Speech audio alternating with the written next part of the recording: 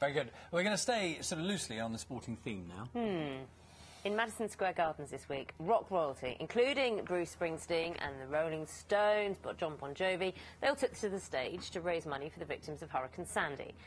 It was the Who's Roger Daltrey, though, and more specifically his rather impressive torso that got people talking. Yes, age 68. He has avoided love handles and moobs, if you know what they are, that can plague some older men. So how easy is it to stay trim as you get older? In a second, we'll meet personal trainer Rob Woollen and the author Matt Haig. First, though, let's have a look at some famous faces who've kept themselves in shape. Girl, look at that body. Girl, look at that body. Girl, look at that body.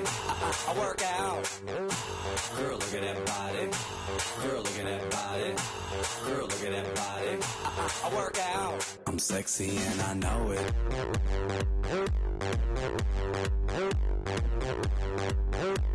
I'm sexy and I know it. Not sure I like the pulsating thing that was going on there. Not sure about that. Personal trainer Rob Woollen, you saw a moment ago, and Matt Haig, both with us now. So, Rob, is there any reason why... I mean, we're sort of focusing on men of a particular age, sort of as they get older. There's no real reason why they shouldn't, is there? No, and in fact, that they really should do, Charlie, because one of the reasons that we lose function as we get older is because we stop doing things. So if we can keep doing things, we can stop that muscle loss, we can stop that bone loss, we can massively improve our health and our longevity and quality of life. Hold on, though. Don't make people feel too bad first thing this morning. It's not a bad thing if you don't have a six-pack. No, of course, no. I mean, and the thing is, not everybody's going to get a six-pack.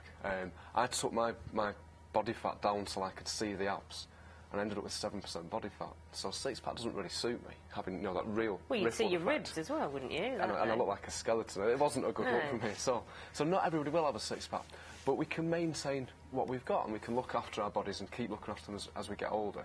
And it is really a matter that people feel they've lost function, but actually they've just stopped doing things. Matt, where are you on this? Well, I mean, personally, I do actually exercise, but for me, it was like... I used to suffer depression in my early 20s, and exercise was, along with writing, it was a way out of that. And so I sort of feel need to do it for myself. But when I look at this, I do sort of see it as a sort of inability to grow up, this sort of Peter Pan syndrome that seems to be prevalent. It's another sort of celebrity. So you think they should just let themselves go a bit flabby and... Well, I think, no, not necessarily. I think, you know, being healthy is good, and it's nice to feel healthy. But this sort of, like, when it borders on sort of obsession, and it's completely understandable. And I think it's not necessarily a new thing. I think, you know, the first celebrity, you know, go back to, like, Lord Byron or something, you know, he was obsessed with his appearance. But then it sort of crossed over and got... You know, he made himself ill with sort of bulimia and stuff. But I think there's always been this obsession with appearance. But I think exercise is good. But he's in a position, Roger Daltrey is in a position where he is on stage. I mean, he doesn't have to be open-shirted, but, you know, it works for him, and he's in that position. But I suppose if we're talking about less famous people, everyday people, what pressure do you think they're under? Well, what does this make them feel? Well, at this time of year especially, probably not that good, because, you know, we're surrounded by images anyway, and I think the difference is now men are surrounded by images of perfect men. Not that I'm necessarily seeing those images there, but and I think that's been the case for women for a very long time. But I think the change is now men are being photoshopped. But it's also one of the other changes is the ages involved, because I know Cliff Richard, who is considerably older again, famously says he has the same waist size as he did when he was, you know, first performing. And I think that's one of the things that's changed. Is these are men, possibly up to their 70s, who are thinking about not just being healthy, but actually, you know, being prepared to take their shirts off and have calendar shots taken. And why shouldn't they be? Well, why not? Why shouldn't you have the same waist size? It's not irreversible, this sort of decline into old age. We can halt that. We can certainly slow it down a lot. I'd have to say that talking about depression and exercising through depression, actually exercise is shown to significantly reduce sort of cognitive decline and the symptoms of dementia.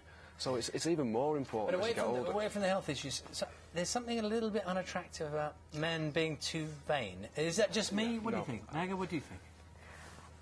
Yeah, you don't want someone too vain, but you want someone in good shape. You've got to get the balance right, haven't you? Yeah, and I think also with the Roger Daltrey thing, it's almost a bit ironic, given it's the Who were associated with the ultimate rock and roll excess. Keith Moon, you know, the sort of ultimate unhealthy lifestyle. Maybe if Keith Moon had sort of survived and lived into towards old age, you know, he'd be there sort of doing 2 hours of yoga like Mick Jagger. Thank you both for your time this morning. Thank you. Let's see, time now 7:45. You're watching Breakfast from BBC News. Our main stories this morning.